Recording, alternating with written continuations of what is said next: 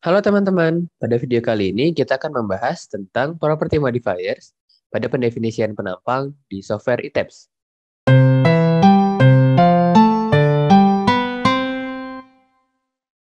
Tentunya pada tahap pemodelan struktur, kita awalnya harus memodelkan penampang-penampang dari elemen struktur kita. Ketika kita mau mendefinisikan balok, maka di sini ada property modifier. Nah, property modifier ini defaultnya bernilai satu semua. Nah, sekarang kita akan belajar berapa sih nilai yang harus kita input di sini? Apakah dibiarkan saja satu atau bagaimana? Ini semua sudah diatur di SNI.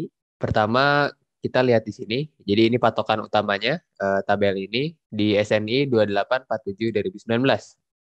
Jadi ini adalah momen inersia dan luas penampang yang diizinkan untuk analisis elastis pada level beban terfaktor. Jadi maksudnya adalah kalau kita melakukan analisis elastis, yang biasa kita lakukan saat desain ya, respons spektrum ataupun static equivalent ataupun time history, pokoknya kita elastis dan kita sedang mau meninjau beban terfaktor. Beban terfaktor itu apa? Itu kombinasi beban yang biasa kita lakukan ya. Jadi pokoknya analisis yang biasa kita lakukan itu menggunakan tabel ini. Nah, ini perlu diperhatikan bahwa yang harus diubah adalah momen inersia dan loss penampang ini semuanya satu. Nah, kita akan mulai pertama dari kolom dulu yang paling atas ya. Itu 0,7. Nah, kita lihat di sini. Kita misalnya ini kolom yang mau kita definisikan, materialnya udah, dimensinya udah, lalu kita masuk ke modifier.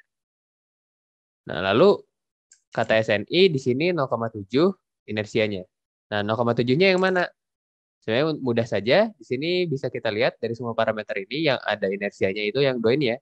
Moment of inertia about to axis sama yang three axis. Jadi ini kita ganti jadi 0,7.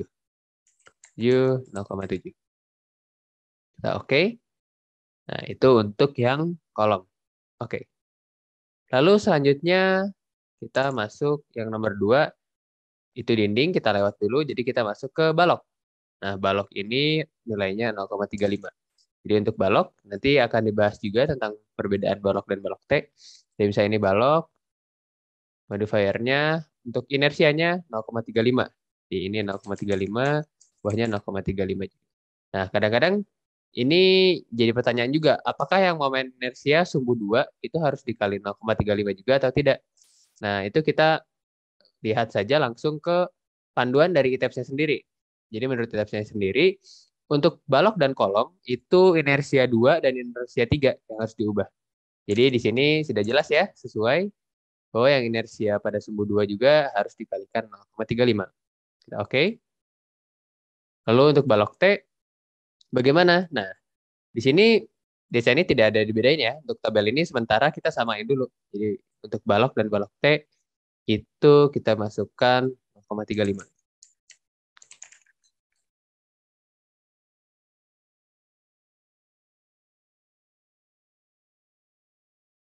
Oke, selanjutnya tentang balok T. Jadi kita boleh memodelkan balok kita sebagai balok biasa atau balok T. Nah, balok T ini artinya sayap dari balok kita. Jadi di sini bisa dilihat bagian pelat yang ada di samping-samping balok ini kita anggap dia merupakan bagian dari balok. Jadi untuk balok T ini ada aturan tentang lebarnya ya, lebar T-nya seberapa jauh ini silahkan diatur saja. Nah, untuk balok T sendiri yang harus diperhatikan adalah inersianya. Momen inersia balok T harus didasarkan pada lebar sayap efektif yang didefinisikan pada pasal tadi. Jadi lebar sayapnya kita modelkan. Jadi alternatif pertama ini balok T dan kita modelkan dengan lebar yang mengikuti aturan dengan modifier 0,35. Itu alternatif pertama. Tapi alternatif kedua bisa jadi katanya pada umumnya balok cukup akurat untuk mengambil IG balok T sebesar 2 IG untuk badan 2 dari BH pangkat 3 per 12. Jadi maksudnya adalah kita bisa modelkan balok T seperti ini. Jadi kita tinggal balok T dalam model persegi. Tapi kita jadikan ini dua kalinya, yaitu 0,7. Jadi di sini katanya kita bisa menggunakan asumsi balok T, tapi cukup menggunakan balok biasa ini ya. Jadi BH pangkat 3 per 12 ini adalah inersia balok biasa, tapi dikali 2. Seperti itu. Maksudnya apa? Maksudnya sebenarnya sama aja. Jadi kalau kita lihat di section properties-nya, untuk balok yang persegi, itu inersianya 630.000 cm pangkat 4. Nah, ketika kita lihat di balok yang T, itu inersianya 1.290.000. Jadi kurang lebih emang dua kalinya ya inersia balok T itu dibanding dengan balok biasa. Makanya ini sama aja dengan kita modelkan balok T dengan modifier 0,35 atau balok T dalam model persegi tapi modifiernya kita kali 2. Kurang lebih itu sama, beda-beda sedikit. Makanya itu diizinkan di SNI. Selanjutnya yang penting juga dalam property modifier balok itu konstanta torsinya. Jadi selain tabel untuk mereduksi momen inersia, di sini kita juga harus mereduksi torsinya atau bisa mereduksi torsinya. Ada yang bilang torsinya bisa 0,1, 0,001. Itu dasarnya dari mana sih? Nah, dasarnya dari sini ya. Di bagian atas, di awal bab 6, itu ada membahas tentang ini. Jadi inti dari paragraf ini adalah, kalau misalnya torsi itu torsi kesetimbangan, maka torsi diperlukan. Tapi kalau kita menggunakan torsi kompatibilitas, kekakuan torsi dapat diabaikan. Lalu bedanya apa torsi kompatibilitas dan torsi kesetimbangan? Nah, ini ada di pasal 2273 yang membahas tentang dua hal ini. Nah, jadi untuk yang gambar atas ini adalah torsi kesetimbangan. Itu kondisinya seperti ini. Jadi bayangkan saja ketika balok berputar, maka pelat di sampingnya ini karena cantilever dia ikut berputar ya. Jadi tidak menahan putaran dari balok. Sedangkan misalnya kalau balok kita di sistem balok pelat seperti ini, gambar yang kedua, ketika baloknya ingin berputar, mengalami torsi, itu sebenarnya dia ditahan oleh pelat-pelat di sekitarnya dan muncul momen tambahan pada pelat itu sendiri. Jadi untuk yang seperti ini, torsi kompatibilitas itu yang umumnya kita desain, torsi bisa diabaikan. Nah, diabaikan itu berarti ini bisa nol dong. Nah, nggak juga ya, ini kalau nol dia tidak bisa untuk softwarenya. Jadi biasanya kita bisa ambil 0,01 atau 0,1. Itu berlaku untuk semua balok ya. Selanjutnya kita masuk ke pelat dulu. Di sini pelat 0,25 IG ya. Oke, kita lihat di definisi pelatnya. Jadi misal ini materialnya udah, kita jenisnya pakai shell tin, thickness-nya 120. Lalu di sini ada modifiernya di sini ya. Modifier. Nah, ini ada banyak ya, ini beda dengan yang tadi. Tidak ada istilah inersia, tapi kita harus mereduksi inersia. Terus, yang mana dong yang kita jadi 0,25? Sini, di panduan dari ITEPS sudah ada. Untuk pelat, itu ada dua ya. Kita modelkan sebagai membrane atau modelkan sebagai shell. Kalau shell, itu semuanya 0,25 dari F sampai M. Jadi ini kita isi 0,25 semua ya, baik yang F maupun yang M. Oke, ini untuk pelat yang shell. Sedangkan kalau pelat yang membrane, modifiernya itu hanya yang F saja. Jadi ini tetap 1, ini yang membrane. Oke, jadi seperti itu ya. Nah, ini ada sedikit tambahan.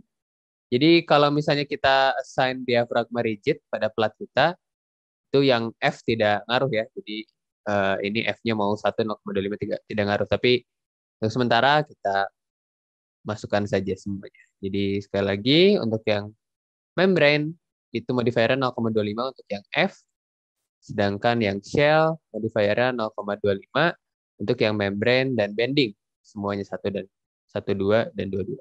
Kemudian kita masuk ke bagian selanjutnya itu tentang dinding. Nah, dinding ini ada sedikit yang harus lebih diperhatikan ya.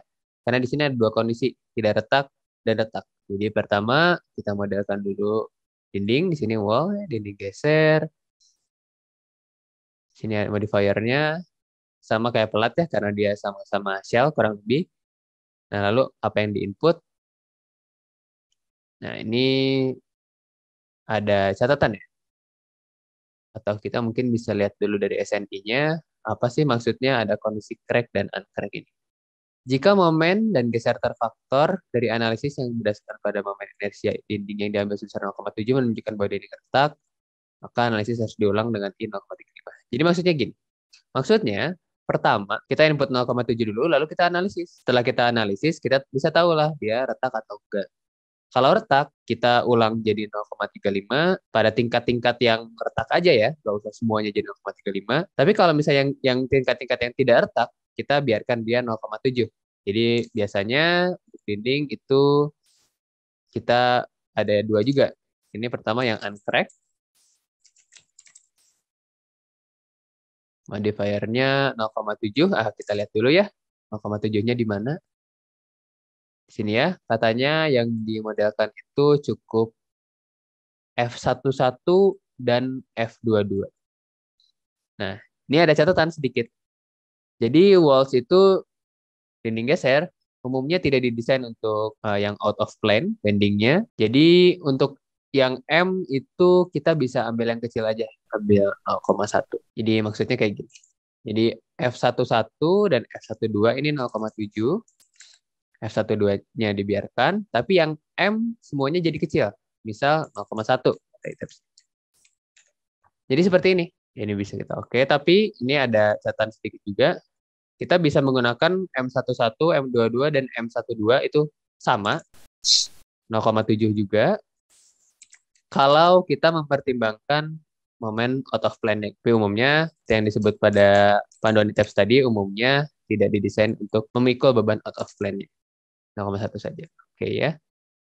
Kemudian kita copy dinding geser crack. Nah, ini yang diganti hanya 0,35. Nah, ini baru kita assign pada tingkat-tingkat di mana dia terjadi retak. Jadi maksudnya, misal kita punya bangunan, begitu kita ada dinding geser gitu ya.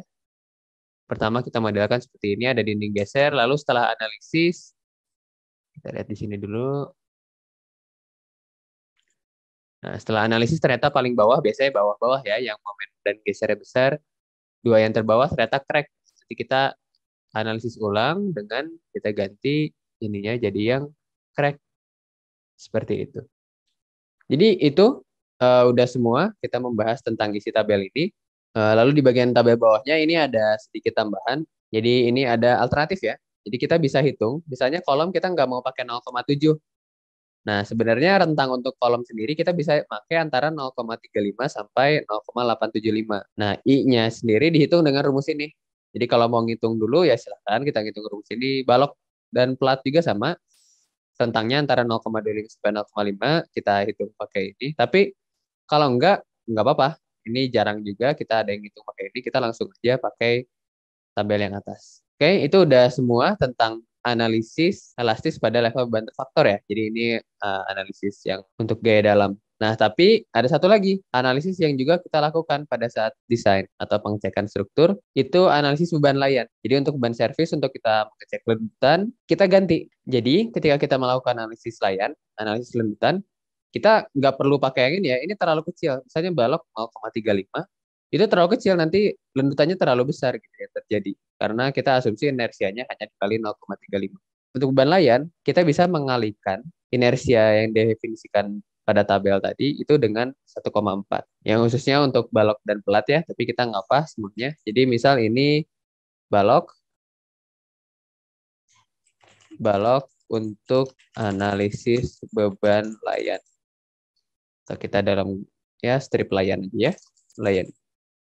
Nah, ini kita kali 1,4. Kali 1,4. Ini kita kali 1,4. Seperti itu. Jadi ini kita oke. Jadi ini kurang lebih sebenarnya 0,5 ya. Jadi kalau misalnya kalian pernah lihat ada balok dikasih inersianya ini 0,5, itu sebenarnya untuk analisis beban layan, untuk cek lendutan gitu. Kalau untuk gaya dalam harus yang 0,35 atau 0,7 kalau baloknya tadi ya.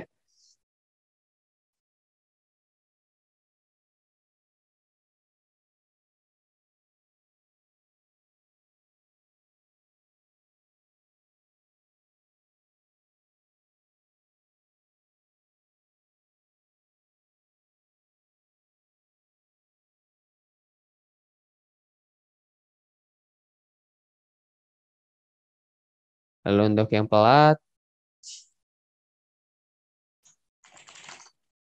shell, untuk analisis beban layan, sama lanjutan pelat juga kita hitung ya. Ini semuanya kali 1,4, berarti ini 0,35.